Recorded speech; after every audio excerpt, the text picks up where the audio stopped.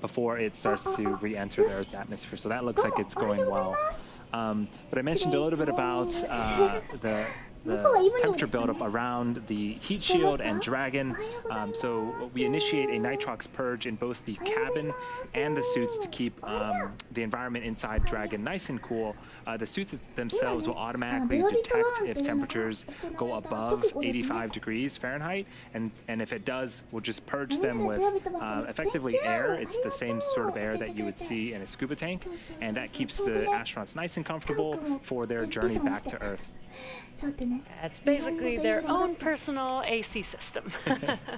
And as we mentioned, we are coming up on the blackout period, which is about 10 minutes or so from now, or 10 minutes after nose cone closure.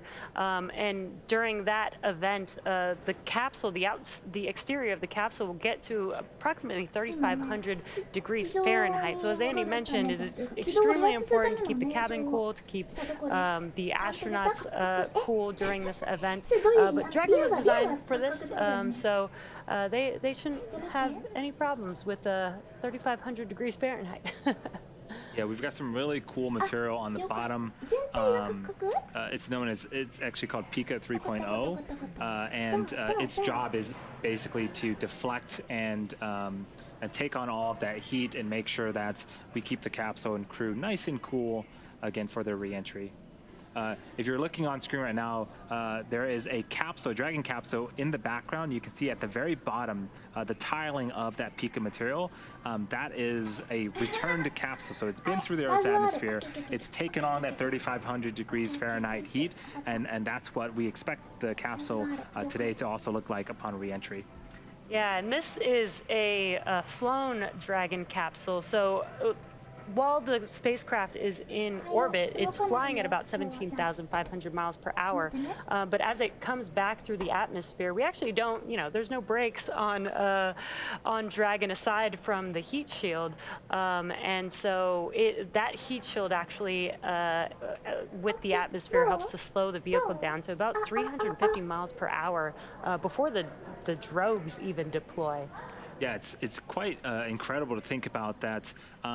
Orbital velocity, again, 17,500 miles an hour, being slowed down to just 350 miles an hour with just atmospheric drag alone is incredible. And then from there we deploy the chutes. And so most of the job, thank you to Earth's atmosphere for slowing down Dragon. Most of it is done by the friction up there. So we are waiting on the next event, which is we're going to be waiting on confirmation that the nose cone has been closed, and then we're going to be entering that blackout portion, the communications blackout period, a few minutes later. It is expected to last for about 7 minutes, and what I would expect to hear is we heard those Quindar tones, those beeps from crew to core and core to crew. Expect those to start to pop up again as we're coming out of that blackout period. We want to make sure that we reestablish communication with the crew. Yeah, and actually, before we go into the blackout period, we should hear some comms as well. Again, the core here in Hawthorne, Mission Control Hawthorne, communicates with the team, makes sure that they know which event is coming up next so that they know what to expect. And so we should be hearing some of that confirmation that they will be going into the blackout period, as well as some confirmation and some comms when they exit that period.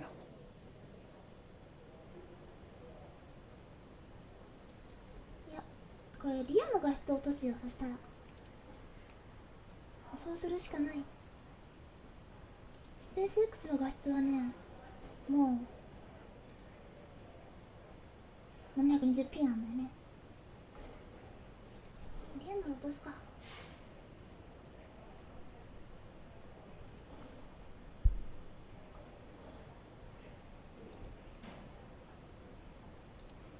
リアが重いだって。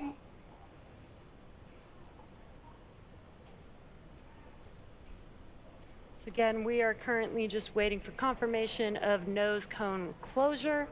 Once we confirm that, the next event after that will be the blackout period that we have mentioned. Again, that will last about 7 minutes.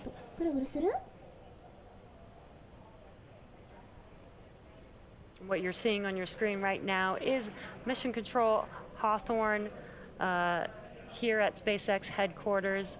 Looks like you can see Gwen Shotwell sitting in the front row there, watching as our first all-civilian crew, the Inspiration4 crew, returns back home to Earth. まだみんなぐるぐるする？ Yeah, and the recovery team and the launch team did a great job looking at weather, looking ahead, because